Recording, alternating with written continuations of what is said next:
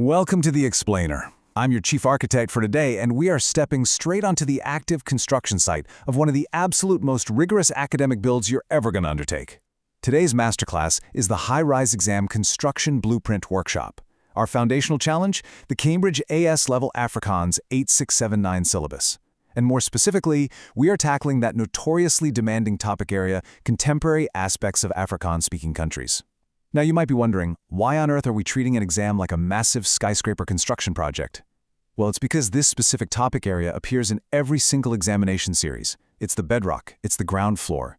And what the principal examiner reports tell us time and time again is that students aren't failing because they lack raw materials or intelligence. No, they're failing because their structural engineering is fundamentally flawed. Surviving the intense, high-pressure stress testing of Cambridge examiners requires a rigid, repeatable architectural methodology.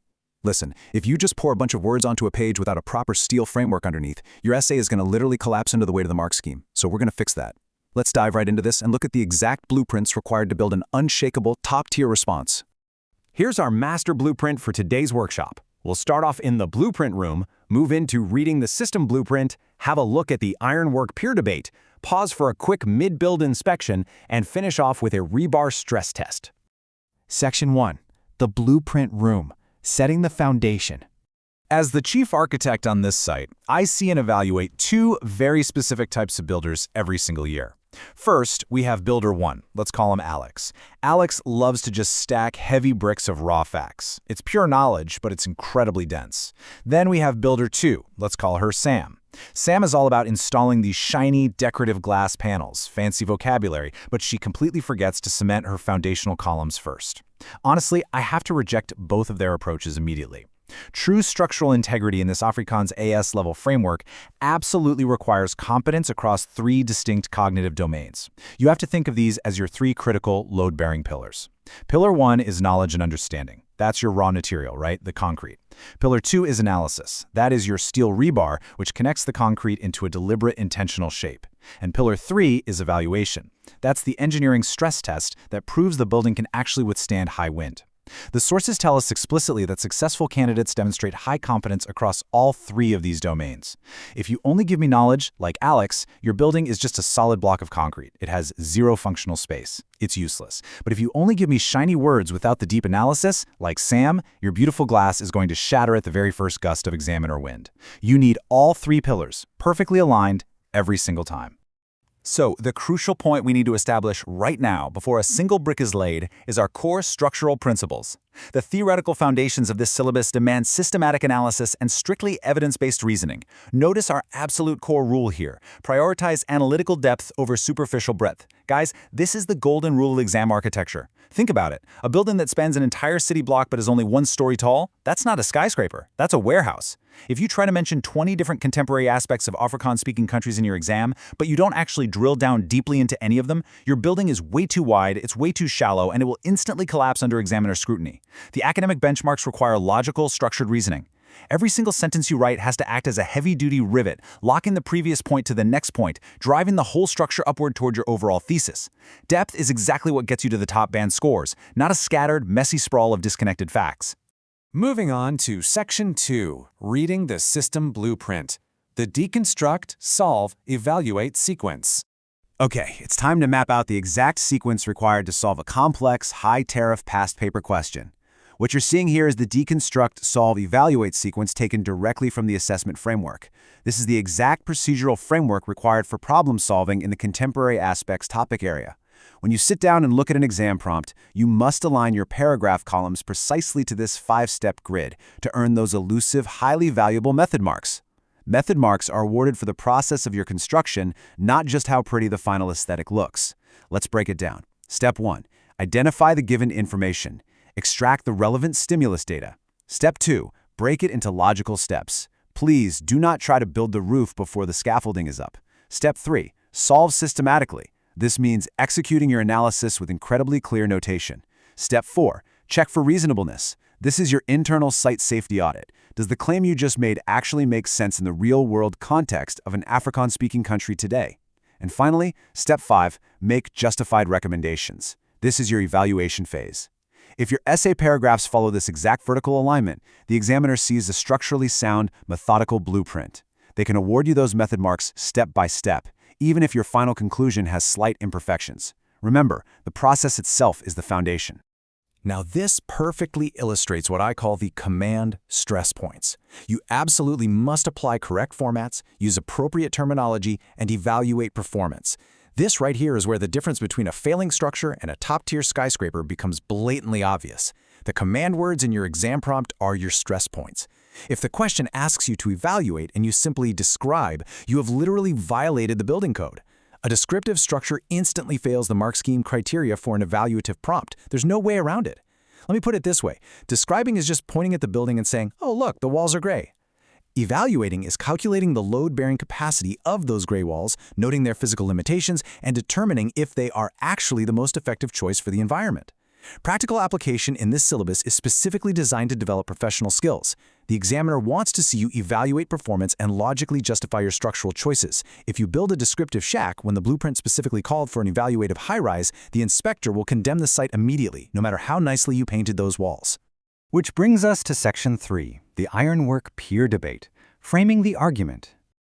Let's transition back to the drafting board, where our two builders, Alex and Sam, are currently locked in a massive, exhaustive debate over how to construct a model response paragraph. Honestly, their argument is exactly what every single student wrestles with internally during an exam. Alex, our heavy bricklayer, points to a massive cement block of a rule straight from the principal examiner report. It reads, "Candidates consistently confuse key terminology. Always define terms before using them in extended responses." Alex slams his hand on the drafting table. He argues fiercely that they must pour down terminology definitions first. According to him, the entire first half of the paragraph must be this massive block of definitions to lock the foundation in place. He says, look, if we don't define the contemporary aspect clearly, using correct formats and strict conventions, the examiner won't even know we understand the topic. And you know what? Alex is entirely correct that the presentation of information follows strict conventions, and using appropriate terminology is completely non-negotiable. Without correct terminology, the site is just chaotic. But we have to ask ourselves, is a solid, unmoving block of definitions actually enough to hit the highest grade bands? Well, Sam shakes her head and counters Alex immediately regarding evidence quality.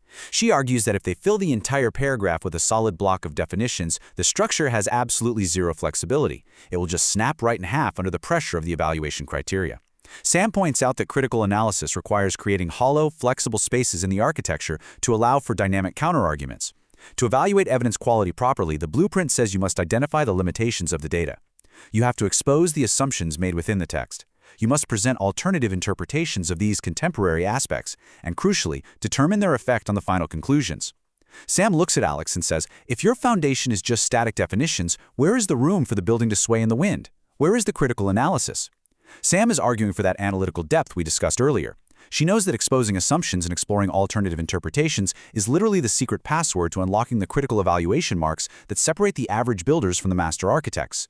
At this point, as the chief architect, I have to step in between Alex and Sam to show them how these two seemingly opposing concepts actually unite to form the comparative analysis framework. Look at the left side. Similarities require comparative connectives and concrete evidence. This perfectly satisfies Alex's need for strict conventions and clearly defined terminology. Now look at the right side. Differences require evaluating the relative importance of each point. This perfectly satisfies Sam's need for dynamic evaluation and exposing limitations. Comparative analysis in this Afrikaans topic area requires identifying both similarities and differences. You can't just list them side by side like a grocery list. You literally have to rivet them together using comparative connectives. You support each side with concrete evidence extracted from the stimulus materials, and then, and here is the absolute masterstroke, you draw an evaluative conclusion about their relative importance. This creates a perfectly balanced, load-bearing beam. The definitions ground the structure, and the evaluation of differences provides the architectural tension that keeps the high-rise standing tall. Section 4. Mid-build inspection. Upgrading the cement. All right, blow the whistle. I am officially halting construction on the site. As Alex and Sam were assembling their paragraphs, they hit a totally unexpected roadblock. Their evidence beams are currently failing to latch on to the main thesis column. But before we upgrade their cement, I need to make sure your own construction line is fully reinforced. This is a mandatory site inspection. Take a second right now to secure your primary exam grid. Hit that subscribe button for Ace the Exams at the handle @AceTheExams, and make sure you turn on all notifications. Think of it as locking your hard hat securely into place before stepping onto the site. We provide weekly structural grade upgrades, rigorous blueprint templates, and live site safety audits exactly like this one. Whether you are laying down a foundational IGCSE slab or engineering a massive A-level skyscraper, this channel is your central command station. Subscribe now, lock it in, and let's get back to the drafting board to help Alex and Sam. Okay, so why exactly did Alex and Sam's evidence beams fail to latch? It's because they completely ignored the top 3 structural failures straight from the principal examiner reports. These are the critical warnings that cause entire exam papers to crumble to dust year after year. Warning number 1. Answers on contemporary aspects of Afrikaans-speaking countries are often way too vague. Examiners absolutely despise broad generalizations. They demand specific, granular details. If your beam is vague, it's structurally weak, simple as that. Warning number 2. Students forget to check format and presentation. Remember those strict conventions we talked about? Proper headings, clear annotations, logical steps. If the presentation is a mess, the examiner literally cannot verify the safety of your structure. And warning number 3, which is perhaps the most fatal of them all. Answers are not specific to the context given. Listen, if you just memorize a generic essay about Afrikaans-speaking countries and try to force-fit it into a highly specific stimulus question on exam day, you are essentially trying to build a bridge schematic on a site zone for a skyscraper. It will fail. You must extract the relevant data directly from the specific stimulus materials provided in that exact exam paper. To fix their failing paragraph, I'm providing Alex and Sam with this standardized processing sequence. It's built around the Peel methodology: point, evidence, evaluation, link. We are going to rewrite their paragraph out loud, line by line, into a perfectly engineered, load-bearing block. Step 1. Identify key elements. This is our point. We state the main argument clearly, defining our terms immediately to satisfy the examiner's demand for precise terminology. We lock the concrete in. Step 2. Apply relevant principles. This is our evidence. We bring in specific, concrete evidence extracted directly from the exact context of the provided stimulus, avoiding any of those vague generalizations that ruin papers. Step 3. Execute with clear working. This is where we use our comparative connectives to rivet our evidence to our analysis. We analyze the similarities and the differences systematically. Step 4. Verify results. This is our evaluation. We actively expose the limitations and assumptions of our own evidence. We ask, does this conclusion actually hold up under stress? We let the building sway. And step 5, present in appropriate format. This is our link. We synthesize the paragraph with an evaluative, concluding sentence that determines the relative importance of the points discussed, linking perfectly back to the main thesis. By following this standardized Peel sequence, the builders have completely replaced their weak, vague connections with high-grade, load-bearing analytical arguments. The paragraph is now an unshakable fortress that will easily survive any examiner's rigorous stress testing. Section 5. Interactive Rebar Stress Test. Site Safety Audit. Now I'm turning away from the blueprint room and I am speaking directly to you, the viewer. It is time for a live site safety audit to test your own extraction skills and verify your structural readiness for this AS level exam. Take a good look at the blueprint extraction matrix we have here. Imagine a 60-second visual countdown timer ticking down right now. I am challenging you to identify the single most high-yielding core metric required to secure your method marks based on everything we've covered today. Look closely at the 3 tasks: question deconstruction, framework execution, and verification. Look at their corresponding requirements and the structural fixes. If you want to avoid the most common fatal collapse cited by the Cambridge examiners, which of these structural fixes is the absolute most critical to lock into place first? I'll give you a hint. It goes right back to examiner warning number 3. If your foundation isn't built on the exact soil provided by the examiners, the whole building comes down. The answer is the structural fix for question deconstruction. Context-specific answers derived from extracting stimulus data. If you don't do this, your clear notation and proper headings mean absolutely nothing because you are building on the completely wrong site. You must extract relevant data from the specific stimulus materials first. That is your primary structural fix. If you master that extraction matrix, your method marks are going to stack up automatically. Which brings us to the final inspection before we hand over the keys. Ask yourself honestly as you prepare for this paper, have you defined your terminology before building your argument? And have you actually evaluated the limitations of your evidence? If you are just stacking heavy bricks of knowledge without the rebar of analysis, or if you're installing the shiny glass of fancy vocabulary without the concrete of evaluation, your exam structure remains fundamentally unsafe. It's a risk you cannot afford to take. A high-rise is only ever as strong as its analytical framework.